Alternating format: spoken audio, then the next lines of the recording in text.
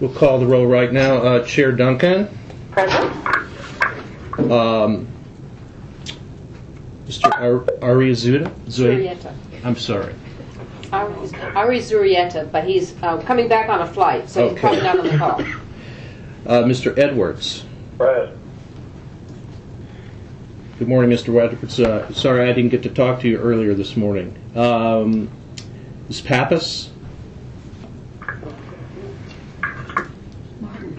Mr. Martin?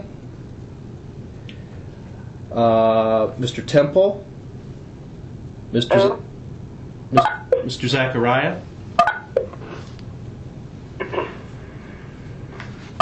Mikey, do we have a quorum? You want to go through that just one more? There's so much beeping in here. And we've got Mr. Stavros. Do you have him down? Yeah, Mr. Stavros is there. I'm on the phone. Thank you. Thank you. Mr. Martin, have you called in? Ms. Pappas? Mr. Temple? Dr. Zachariah? Okay, well, since we're hearing so many other beeps, maybe let's kind of go through who else is on, and then hopefully maybe they will join by that time. How many more do we need for the quorum here? Mikey? That counts. You got one. Okay. Let's go through, if it's your pleasure, Governor Duncan, let's go through the universities, and then we can see if any other board member has come on. Arlen Chase is here, too. Hi, Arlen. Oh, great. And Carolyn Roberts. So that's Yes. Are there any representatives from the University of Florida? there's Eric Waxman. and Don Dennis. Peter Pavonko. From Florida State University? Kirby Kemper's here. Hi, Kirby. Florida A&M University? University of South Florida? Bob Chang is here with the PI from the Center of Excellence. Hi, Bob. Florida Atlantic? Neil Coley from the Division of Research. And Manhadanak. University of West Florida? UCF? MJ Swallow is here. Good morning, sir. Florida International University? Elizabeth Behar here. University of North Florida? Peter Pavonko representing Wynn Phillips. Good morning. Anyone from North Florida? Florida Gulf Coast? New College? There have been some other beepings coming in here. If anyone would care to identify themselves at this point. Tim Anderson, University of Florida College of Engineering. Thank you. Jack Sullivan, Florida Research Consortium. Good morning, Jack. Morning. Okay, Madam Chair, I think that's it. Mikey has indicated that you do have a quorum. Great. Thank you, everyone, for joining us this morning, and hopefully we'll find that we can keep a lot of business going with conference calls, and that we can not have to always be face-to-face to keep things moving. And with that, I would like to get Dr. Lamont to go through some of the Center of Excellence accountability measures. From my perspective, I think we will continue to fine-tune these and to tweak these, but I think it's important that we at least get started on the process, and that we get something out there that we can start to measure and work. My hope is that at some point we really are moving towards some of the early indicator type measures versus the waiting to see whether we do or don't hit kind of the ultimate goals. And I would ask all of you, as you're kind of thinking through this and as we're working on it, to keep that in mind, because I think we want to be as proactive as we can be in trying to measure these things versus, saying, okay, in 3 years we're supposed to be here, and waiting till we get there to figure out what did or didn't work. And that we can maybe be a little more agile in adjusting and staying on course. With that, I will turn it over. Were any of those last beeps any other committee members? Okay. And we didn't ask, is any member of the press on the line? Okay, great. Dr. Lamont?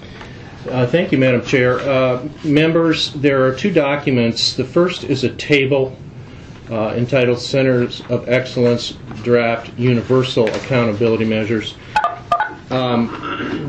These measures are, by and large, the set of measures that have been used for some period of time since the 2002 creation of the initial Centers of Excellence, with a couple of tweakings, even some changes since they appeared in draft form at the last public Board of Governors meeting. You'll see under the heading, the first heading of research effectiveness, that a couple of measures have been changed to number of invention disclosures filed, number of invention disclosures issued, as opposed to the language of patents. This was a recommendation from one of the institutions that this change be made.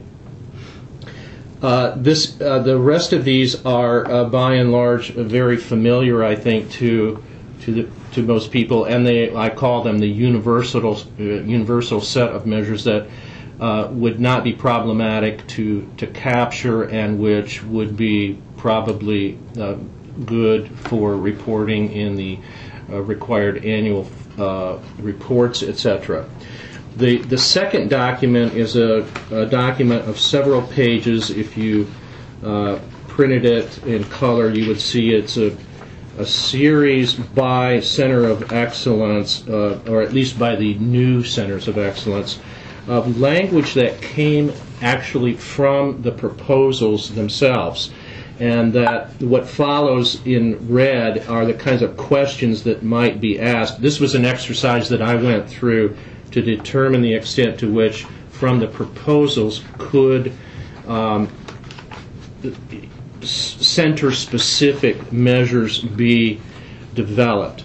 My judgment is that, with the exception of one center, and that is the Florida State University Center of Excellence in Advanced Materials, that most of this language is not precise and specific enough to really work well in the world of accountability reporting, and therefore the recommendation that I'm making to the committee is that they consider and discuss and seek the advice and counsel from the institutions, of the extent that, rather than using this language that came out of the proposals, that we might philosophically think in terms of having a individual conversation with each center on a yearly basis in terms of the hard kinds of expectations in the context of a reporting period that couldn't be expected. So it would be more like a negotiation by each institute. I find that most of the language that I was able to pull, it really is language that's mostly about the universal accountability measures anyway. It's about the kinds of grants that are expected and other things. And it seems to me that it's a lot of, in a way, it's kind of a lot of trees without really having a better picture of the forest, and sitting down with each individual center and talking about its growth in the period of a year may be a better, more intelligent way to go. But that's my recommendation, that you might want to talk that out a little bit, Madam Chair. Okay, so just so I'm clear, that we would adopt the draft universal accountability measures pending any changes that we would want to make to that would be, kind of set measures that we report on. And then we would have your kind of the one-on-one dialogue and report on an annual basis with each center related to more specific aspects of what they are trying to accomplish. Yes, that would be my recommendation. Okay. Any discussion? Yeah, Charlie Edwards. Yes, sir.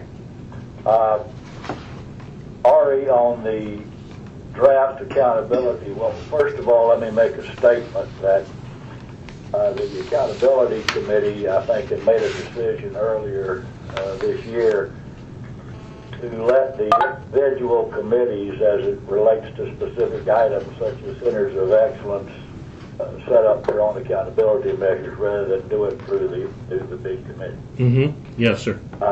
With that said, when I look at these draft measures, how many of the centers are able to respond to each one of these issues? In other words, I assume that they all don't. Well, they probably all apply for grants. Maybe they all don't have postdoctorate graduates. In other words, how many of these various points of measures apply to all of the centers?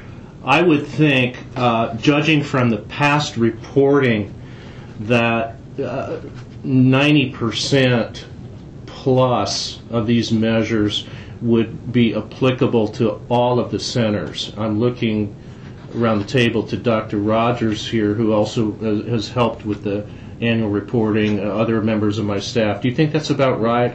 Really, most of them, I would believe, are applicable, probably 9 out of 10. Okay.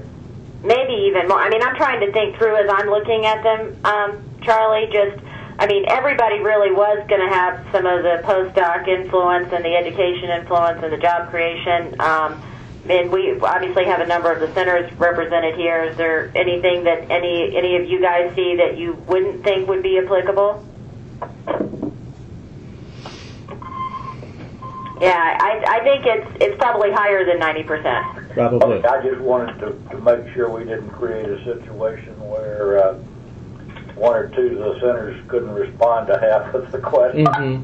No, and candidly, my concern was that I just also, though, as we're looking at this, I don't know that these are things they're going to be able to respond well to, say, year one. Right. You know, and I didn't want to have, and that's why we were kind of pushing to some of the individual center-by-center dialogue, because I think positive things will be happening each year, but it may not show up, and that's why we were trying to get to some of the early indicator things, that if they may not have the disclosures or the patents in 1 year. They probably wouldn't. And so we just wanted to, I didn't want to have all these measures, which do affect the overall success, be our only measure, because it could take a while for some of those numbers to start showing up. Well, the main reason for my question, and knowing how hard you work, is I wanted you to know that I read this. Well, thank you very much. And I also think at some point, governors, we ought to think about and just make sure, if any, or how this filters into your broader reporting on accountability in some of these areas. Madam Chair, this is Ari. I know that Jack Sullivan is on the line, and Jack has had discussions with me about measures and done some rooting around in this. Jack, from your perspective, do you think that this set of universal measures tracks pretty well from the kind of reporting that we have done? You there, Jack? Are you on mute? I guess we lost him. Yeah, and I do think he's been very helpful and engaged with us on this, and I would be surprised if he thought we were too far off. Well, and let me further comment to the universities that are on. These accountability measures are extremely important if we hope to continue this type of funding from the legislature. That's one of the few things that they can look at, put their hands on, and say, we've really done something here. So it's extremely important that we come up with a system that accurately reflects what's happening, and hopefully that it has positive reflections. Yes, absolutely. Was that Chair Roberts? Yes. I just wanted to agree with Governor Edwards. That is the one thing you hear from every legislature: accountability. And I think this is an important step. Hey, Jack, I'm sorry. I'm trying to take my phone off mute. I hung up on you, but I'm back on the line. Okay. Well, Jack, just to kind of repeat the question that on the target of these accountability measures, and do they seem on target given the work you're doing? And I know you and Ari had a lot of dialogue. Did you have any other comments or suggestions? Only comment would be to be sure that you've got a some of the line items you have, you may think it's intuitively obvious what you're asking for, but I would clarify, the particulars of what you're looking at. And let me pull, for example, you have other research expenditures. You might want to say, okay, for that I intend to include state grants, internal funds that have been spent, whatever you may want to include in that. Federal is very clear, but the others, where it's not abundantly clear, I would list with detail of precisely what you're looking for. Great Other than that, I suggestion. think everything is great. Great. Is there any other comments or dialogue, questions? MJ Swallow here. Mm-hmm. And one of the questions comes to mind, that monetary value of business startup. What are you looking for there? Yeah, I guess ultimately as to whether or not, most businesses do have a network, a value, that you can, and I understand it is somewhat arbitrary and depends on who's doing it and for what purposes, but kind of like an appraisal. But there is there is some way to try to capture, are we dealing with a spun off $1 billion corporation or a $100,000 corporation, trying to get some order of magnitude to the size of the value of the company. So initial capitalization, maybe? Not sure. That could be, for the startups, because they are going to be that way, but that probably initial capitalization is one component of it. I guess I'm more even thinking about this just long term of some of these companies will hopefully become huge companies. And I think we want to kind of track that from the beginning. Well, we could report the amount of business done by the company.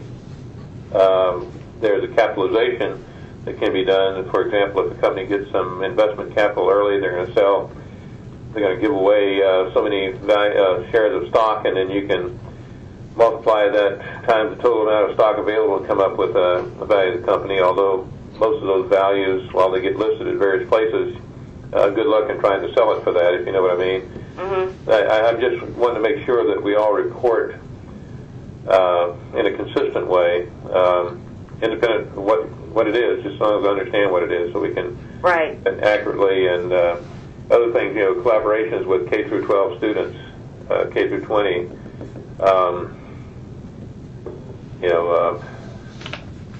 What counts?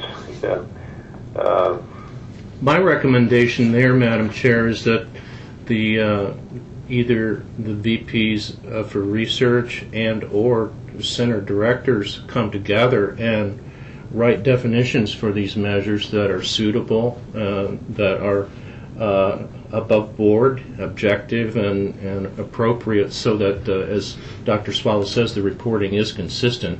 I don't think we can or should do that here, but they certainly could do. They probably have it for 65 or 70% of these, but for the remainder, I think they could pull together and do that. I think that's a great suggestion. If the committee is comfortable with that, I would like to get a motion to have these measures adopted, and then with the understanding that there will be a follow-up and that we will ultimately all be issued back, just so we're all working from the same set, written definitions that further expound on them as to how they're going to be tracked. This is Charlie Edwards. I would think all of those should be included in the value of the business, but I move that we adopt these measures. Is there a second? Second, Gus Stavros. Thank you, sir. Any further dialogue or questions? All in favor? Aye. Opposed? Motion carries. Thank you. Yay, we finally have accountability measures. I can take one thing off my list to harp about at our committee meetings. The next thing on our agenda is to discuss on a broad basis, and there is also kind of a new update that I have for the committee, about how do we get more collaborative and how do we get more competitive Particularly, in the context of the brief that was prepared for you, we were looking at federal grants in some targeted areas, but really even on a higher level of opportunities to capitalize on things that are going to take our state towards an innovation-based economy. And we've been having a lot of meetings, I think as you're aware, with the Florida Chamber and Council 100 and Enterprise Florida, and I really do believe the whole state is taking this very seriously, and that the university system is really such a critical factor to doing that, and how we work together and how we collaborate. And it is always tough, and I'm continuing to learn every day that I speak with you guys at the universities and in these centers. But I think it's a reality that we will never have enough money to do everything we want. And I'm just a firm believer that we have to figure out some ways that we can do it better and to maybe get more bang for the buck out of the resources we have versus just doing it the way we've been doing it because it's the way we've been doing it. With that, I will let Dr. Lamont kind of start to walk us through this one, and when he gets to the energy component of it, I may have some stuff to interject at that point. Dr. Lamont? Yes, thank you, Madam Chair. This really started with a great meeting that we had with the Vice Presidents for Research on March 13th. It was hosted by Florida Atlantic University in their Fort Lauderdale facility, which was very convenient to the airport, and we had very good discussions. But what started this discussion was Jim Pirius, who is the lobbyist for the state university system, was really giving us some reality checks as to the fact that the rules of the game are changing in Washington, D.C., as well as the players who are playing the game. And this bodes it bodes not well for the SUS unless it makes some changes accordingly. Here's what he means. First of all, there's major change in the process of earmarking federally that is going to be much more transparent than it was in the past. It's requiring that the earmarkers identify themselves, and further that they identify the extent to which they do or don't have any financial gains associated with earmarks and so on. And the result of all this is that there's an expectation, and the reason that this is being done by the government is in an attempt to drastically reduce the number of earmarks that have historically happened. The table that I provided you is an abbreviated table of many of the United States, some key ones for comparative purposes. But what you will see is that Florida has done very, very well in earmarks in terms of the amount of funding that it has received through earmarks, and that this has largely been due to the fact that the leadership in the legislature have been very good about providing that. That is also changing. And so what Mr. Pirius is suggesting is that we need to be aware of the fact that that it's likely that the earmark source is going to be reduced for not only the university system of Florida, but many other entities, including institutions of higher learning. And accordingly, what he has counseled and what common sense has counseled is that research collaboration and going after competitive grants on a collaborative basis, or doing any kind of activities on a collaborative ramp-up, value-added basis where multiple institutions are involved, is going to be smart. It's going to be preferential and probably a better strategy than the historical reliance on earmarks. Accordingly, we discussed this, and after the discussion, the council identified some areas which you see on this agenda item that seem to be both strengths for the state university system, national areas of interest and need, and areas where increased collaboration, whether for the purposes of going after federal grants or for the purposes of doing things with the Florida legislature, it would be smart to try to do more collaboration. They are environmental, energy, security, team performance through simulation, biomedical science, and then emerging research tools. And I think I'll stop there, Madam Chair, and let you move forward. Okay. First of all, just in the general concept, are there any questions from the committee members about this topic? Okay.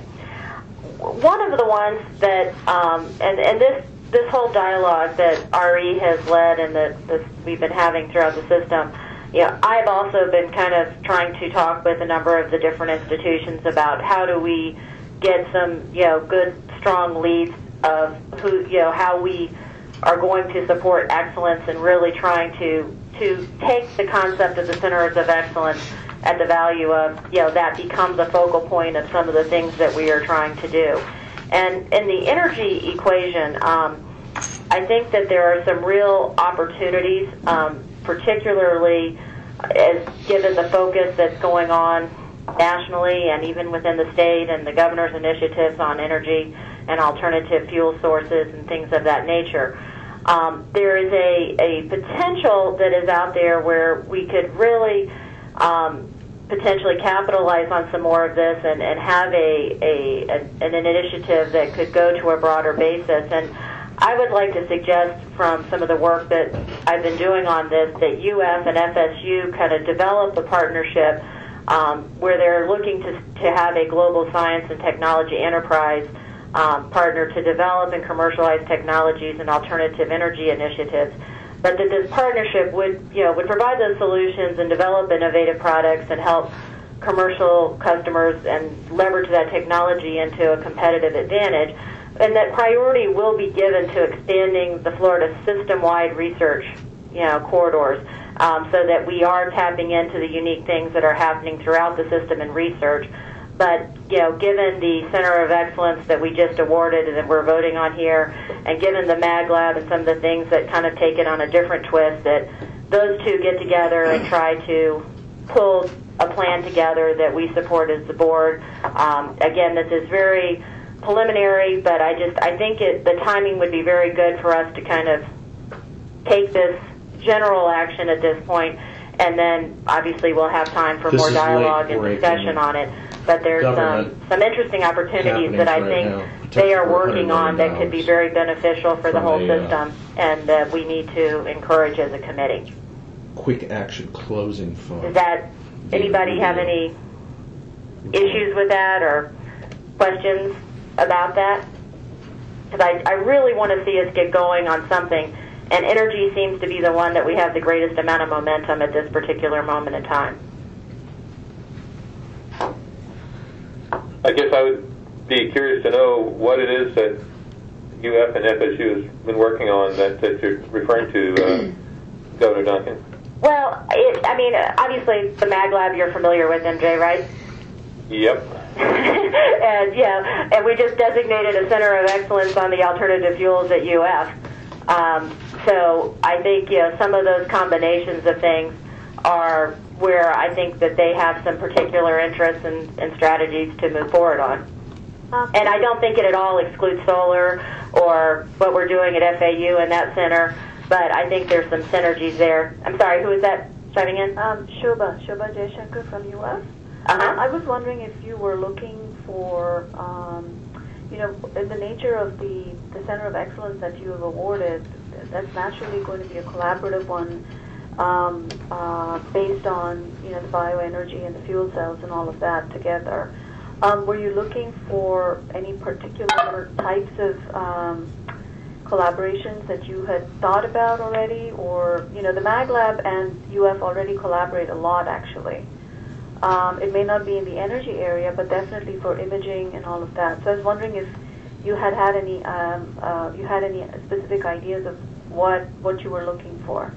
I really don't, and I really don't want to try to micromanage to that level. I think that there's just a lot of funding opportunities out there where if they can work together, that they can pursue. And it may not make sense, and I think that that's fine if the answer is that they come back or if there's some other compelling reason that we should go a different direction. I guess I would just like to see this committee tell them we want them to try to develop this and see if it does make sense and go after it, and kind of in support of where we've already made such big investments as a state.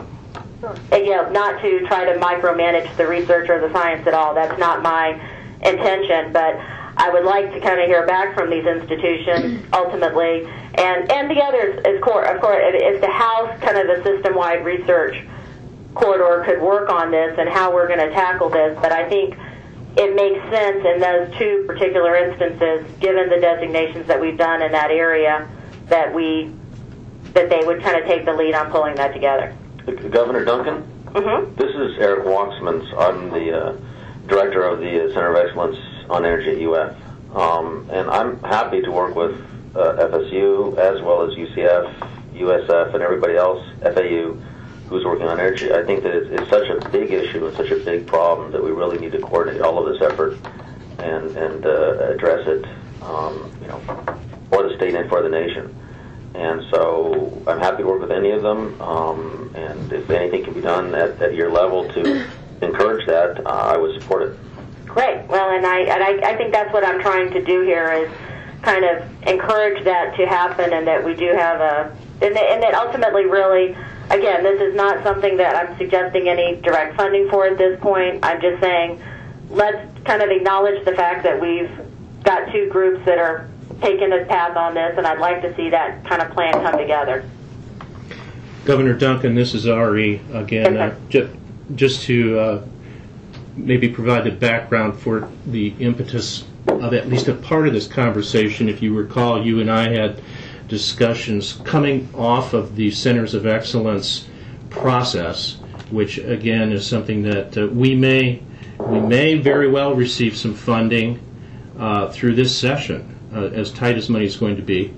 And we want to improve that system. And one of the things that you and I talked about was the kind of understanding how things need to be bottom up and grassroots. But the submission of 32 proposals and then opening that up and kind of seeing what we got, as opposed to the notion of saying at the front end, look, Florida needs to move on energy. We need to create, and we're looking for collaboration in this area or that area.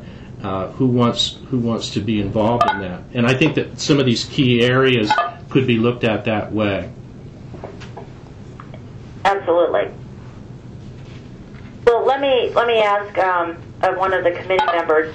I mean, do you have any objection to us kind of taking this motion, turning kind of what I said into a motion that gives that direction, and we will obviously be tracking this, and having far more dialogue on it as there's some meat. But I would like to kind of get them to go off on this, and then obviously report back to us and give us some feedback on what else as a committee we need to do to start to encourage more of this, or what's working or what's not working with that approach. Ms. Gustavos, I favor your approach on this, Governor. Thanks. Can you say that as a motion to do that? Yeah, I'll make it a motion. Thank you. Second. Thank you. Is there any further dialogue or questions? Could somebody read the motion? In general, I think it's to designate or direct UF and FSU to develop a partnership, and to try to find that partnership, whether, it could be a global science or technology enterprise, or how to leverage some of those opportunities that are out there today to develop and commercialize technology and alternative energy initiatives, but that it's important that, while that will provide the solutions and develop innovative products and help commercial customers, and the citizens of Florida, and provide us a competitive advantage, that priority will be given to expand the Florida system-wide research corridor in this initiative. And Charlie Edwards, I thought it went beyond just UF and FSU. Well, I guess what I'm saying at this point, Charlie, is I think we've got to designate kind of the leads on this, and they've got to come back to us with the plan, versus that's kind of what's been happening all along, is we've had a lot of chiefs, kind of everyone running in their own individual directions. And I think that given where we are as having designated it at Florida and what we've done with the Mag Lab as a state, that I'd like to see them take the lead on pulling together how this works as a system. This doesn't mean that the entire university system would not be involved later. I think you're just talking about this initial effort. Absolutely. And no, and I think it involves them even in the initial effort, but I think it's important that we start to kind of focus our priorities and how we do that, and to, and I think that there are so many opportunities out there today in this particular arena for funding and or partnerships on a broad basis that could be beneficial for the state, that I kind of want to hear back more from them on that. But I think, again, I'm not trying to put any money, I'm not trying to stop anybody from doing anything else other than I'm saying I want to see them go forward in the lead and come back to us with some more information on this.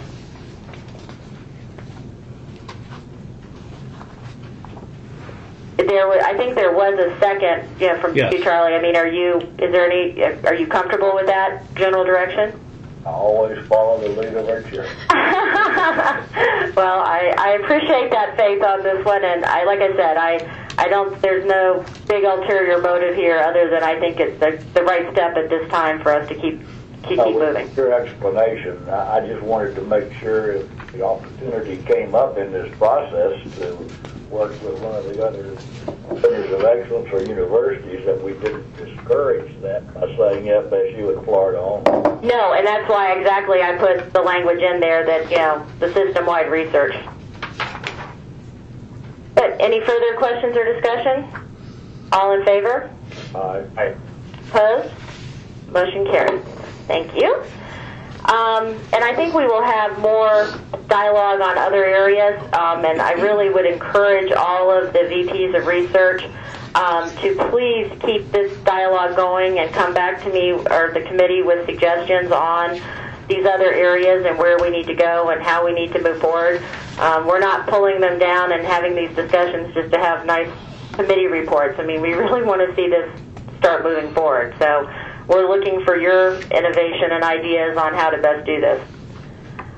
With that, I think we have a few more minutes here in this meeting time. I'm kind of shooting for us being done by 11:30 rather than 12, if that works for everyone.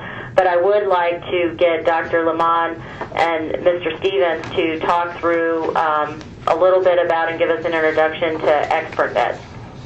Very well, Madam Chair. Really, the agenda item says it all. You and others had expressed an interest in exploring what tools might be available or what could be developed to do really two, I think, different things. One is to identify expertise within the state university system, and the other is to potentially increase research collaboration.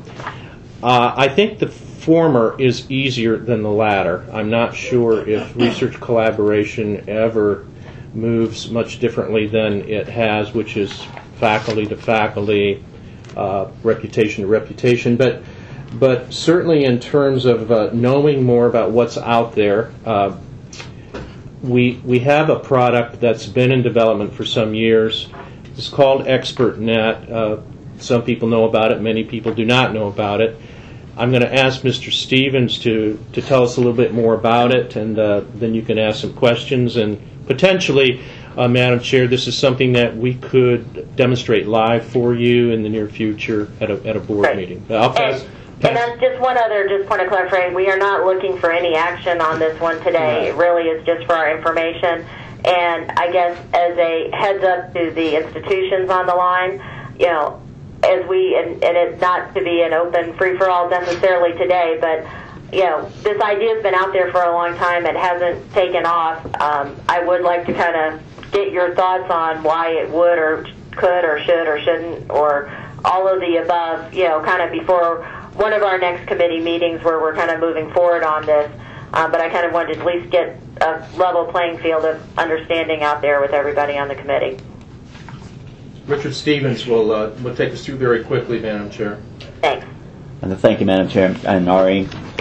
If you look behind at your items, the first one you'll see is a brochure that has actually been printed and distributed by ExpertNet. It gives you a pretty good overview of what ExpertNet is about and the different things that they're attempting to do. Our office has been involved with this ExpertNet for probably 6 or 7 years or more now. Started off with them as kind of a resource for us to help with online reporting for the Institute and centers, which we're required to do annual reports on every year. And building upon that, they began to, build upon that database, they began to want to reach out to the universities and really create something that had a lot of utility for other individuals who are interested in where the experts were at in the state and how to get in touch with them, and to also facilitate collaboration between the different university researchers, but also to facilitate individuals coming in looking for speakers, looking for experts to as consultants, or even companies that would be coming in looking for licensing opportunities, or individuals to do some sponsored research for them. And I'm not going to spend too much time going through the brochure because I think it kind of speaks for itself. The second item that we provided you with was actually just a screenshot of the front page of ExpertNet as it exists now. And anyone is welcome to visit ExpertNet and play around with it. It's a live website. And, we are beginning to work on a project to redesign ExpertNet. So some of these links may be more functional than others at this particular point. And then the last item that we provided you was just a brief overview of the Florida ExpertNet redesign project that is currently underway. And one of the things that became obvious was that the database that is associated with institutes and centers reporting was not robust enough, real-time enough to really provide the kind of information that would make ExpertNet a state utility. And for the additional information that was not in our database, they were relying very much on self-reporting by the universities and the researchers, and that was somewhat spotty in some cases. So what we're trying to do with the web interface redesign is two things. One, we're trying to really rethink how the ExpertNet is going to be a state utility or to function in the way that it was envisioned. And some of the suggestions were that we place greater emphasis on business and industry as target users, certainly featuring prominent areas of expertise in high priority areas. That kind of really dovetails in well with the previous conversation about Florida targeting for collaboration in the areas at the state level. And the other thing is basically to feature success stories that we do have, and from just a information resource to provide quick data reports that we can use for answering people's questions. It's very much a voluntary type of website and initiative. And at the present time, the staff with ExpertNet are in the process of soliciting feedback from various stakeholders. They're also beginning to work with some of the universities to negotiate to acquire real-time data from them in a routine manner. FSU and UF have been contacted, and they're working with the ExpertNet staff to accomplish this goal.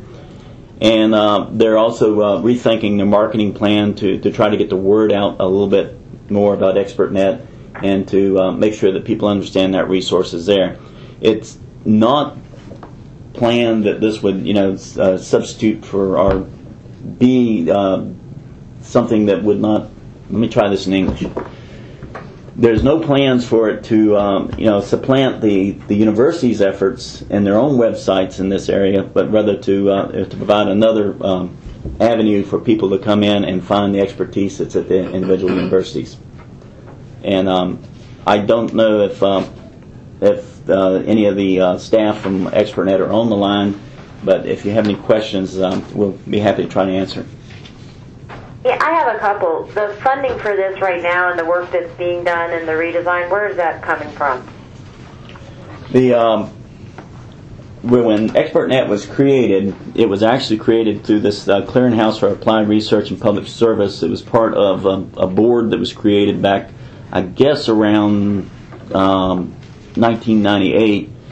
And the funding came from the legislature. They established some FTE positions at FSU in support of that particular board, which was also providing direct support to the Board of Regents at the time.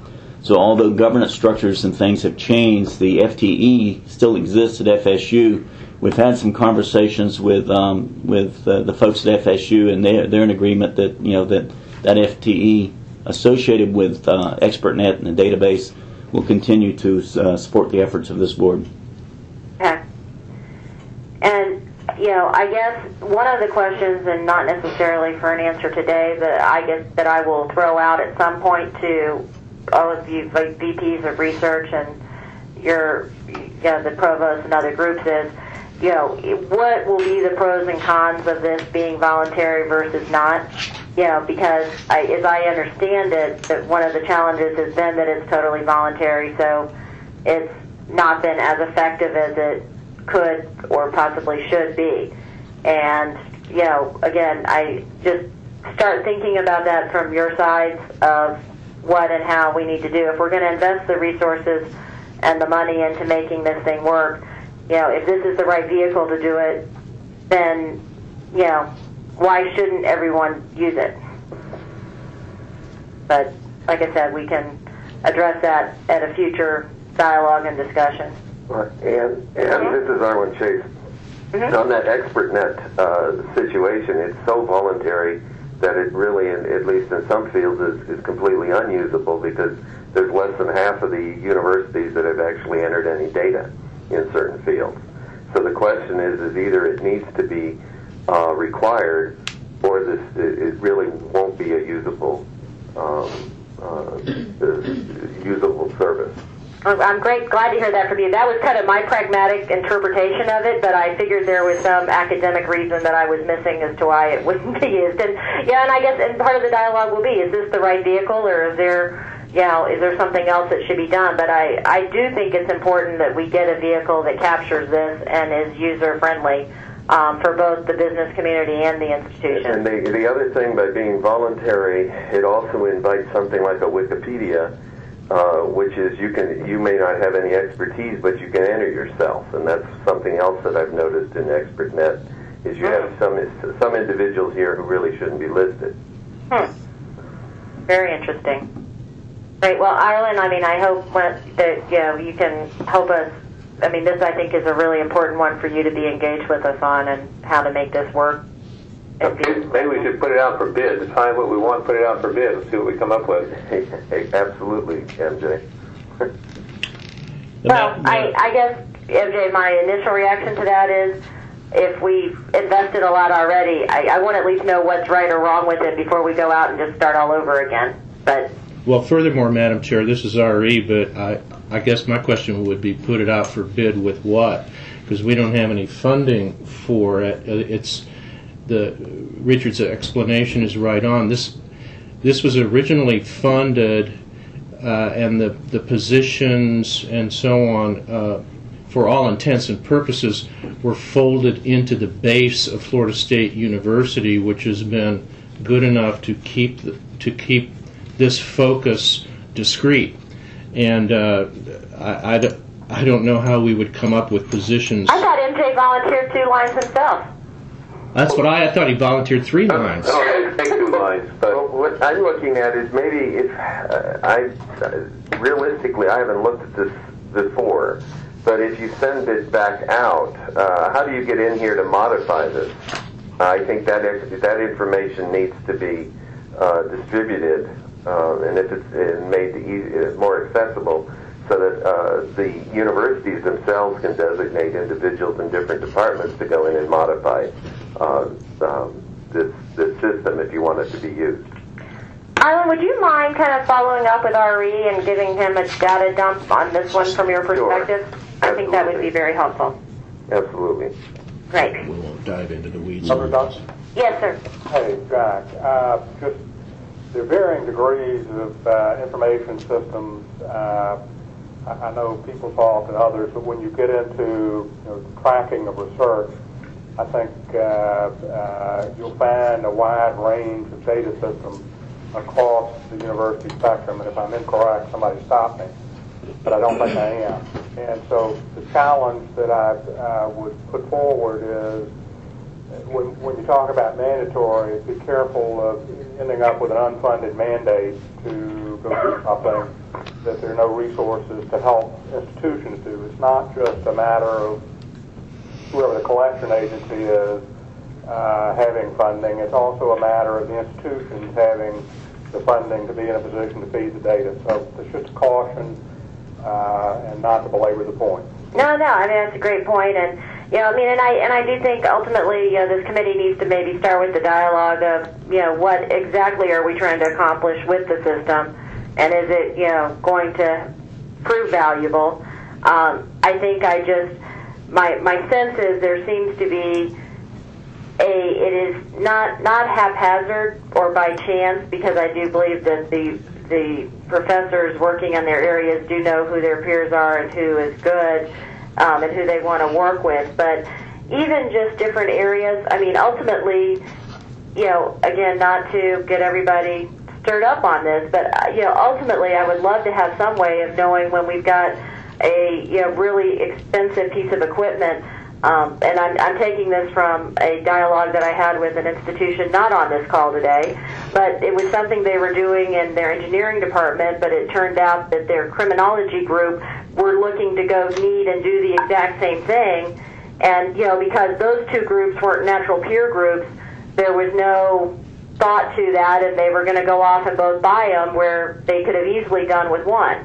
And, how do we start to capture some of that kind of stuff, even beyond just the individual expertise and the more subjective sides of it, but how do we start to capture how we can better leverage infrastructure?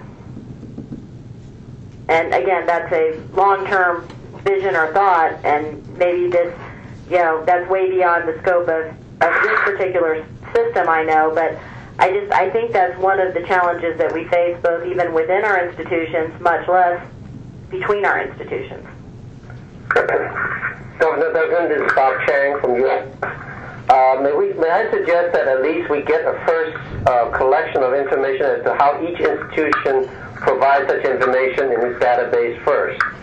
And then that way you can look at whether we use a common database that can be compiled together. Because, like Jack Sullivan said earlier, if we have different ways of putting that data out there, and how do you combine them together under the ExpertNet, you got to be consistent in such a way so that it doesn't become a huge labor to collect the data and update it at the same time.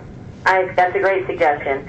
Can we maybe go ahead and have everyone... I think we could report to either RE or whoever to tell them what currently the institution has in the form of expertise to share with the community.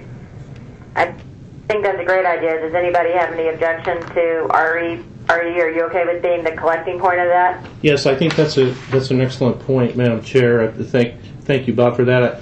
It seems to me that we would want to involve the institutions, and one of the first questions is going to need to be, as you point out, however, who exactly the audience is intended to be and for what purpose, so that it can really, if it goes ahead, it would be a useful tool. But I would say a good start is for us to explore, A, what is done nationally in other systems, and B, how do the individual universities do it, and is there a way to do it that would make it fairly streamlined to aggregate all that information into a system?